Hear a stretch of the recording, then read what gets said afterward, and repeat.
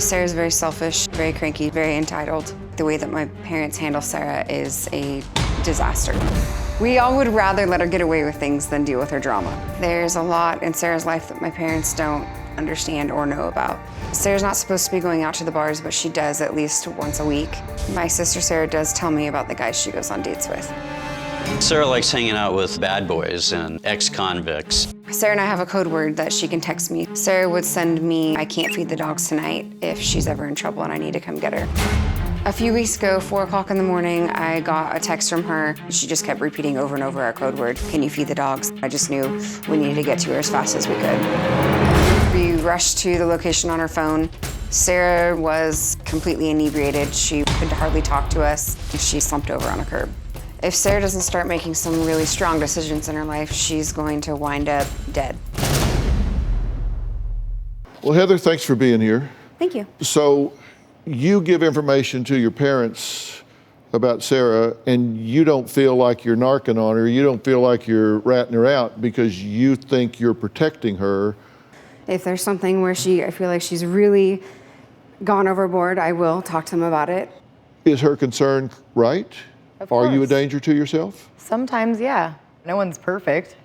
Yeah, no. Everybody doesn't have children and drop them off.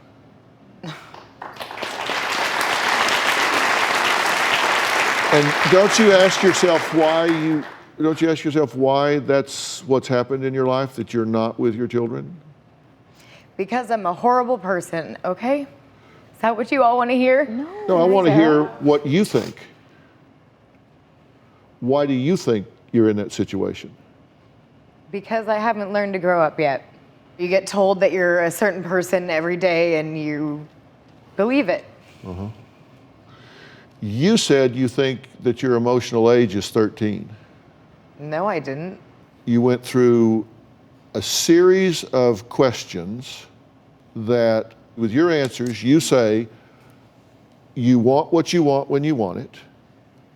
You don't think you should be held to a standard of an adult. You don't think that consequences should apply to you. These are all of the things that say, I'm 13 in emotional age. I guess I'm 13 then. I'm not saying you're 13. I'm saying your problem-solving skills have been arrested. Do you think that is because of drugs? Do you think it's because of alcohol? It's probably a combination of all of it. Because when you start doing drugs and alcohol, your emotional development arrests at that point. You continue chronologically to grow. You even continue intellectually to grow. But emotionally, it arrests at that point because of the effects on your neurotransmitters, your pleasure centers. The maturation process stops. It's not voluntary on your part, it just happens in the brain. And nobody's talked to you about that before. No.